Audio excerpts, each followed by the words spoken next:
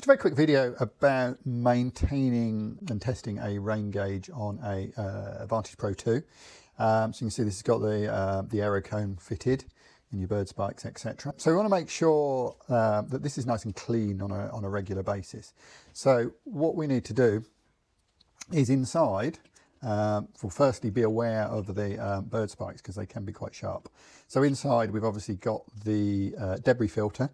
So first thing to do is probably to take the debris filter out. So watching the spike and give it a twist and you'll feel it unlock. And then what I would do is give the bucket a wipe round with a damp cloth. And then just to make sure there's no sediment or anything, especially if you're in an area where you might get some of the soil blowing, dusty and whatever dry in the summer, your residue can sit in the sort of in the rain cone there.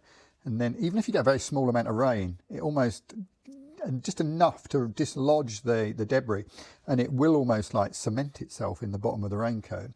So if I take this off, because this is the next thing we'd want to do, take off the rain cone, and I think we can see that there's a very small hole in the bottom, and we want to make sure that that isn't blocked at all. One thing I do, if there is any blockage or debris in there, I use the spike off the debris filter and just literally like so, give it a wiggle around like that, and it keeps everything nice and clear. And then the other thing we want to do is check the tipping spoon here. So when we're doing anything with the tipping spoon, two things we can do. We can either unplug the tipping spoon from the transmitter, just so we don't get any false tips, but then you have to remember to put that back in again and also put the solar connection back on.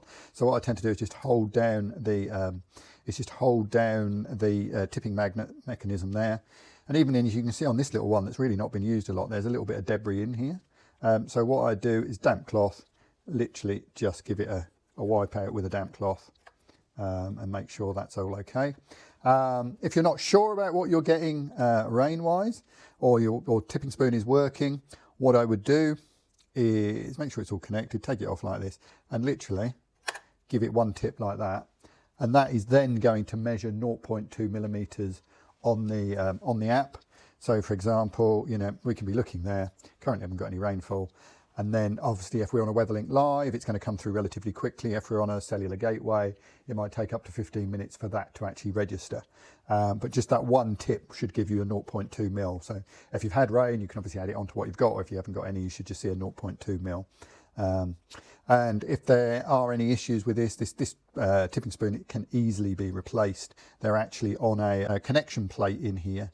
So I'll just quickly show you how easily that pops out.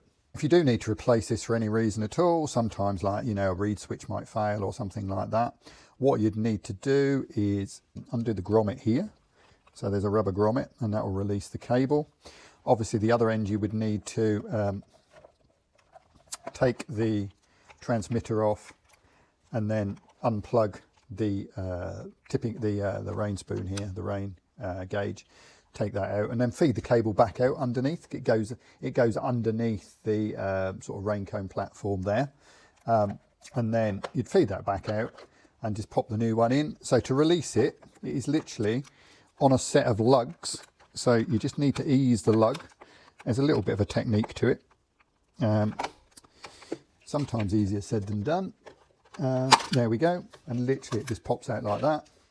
And then you'd feed the new one in, take this one off, whatever, and then you get your new one, and then it just clips back into place, and you feel it nice and secure.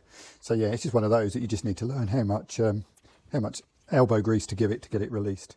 But that's if you ever need to change the tipping spoon. The other thing we can do, we can actually change the reed switch. There is a reed switch replacement cable, and that's another option.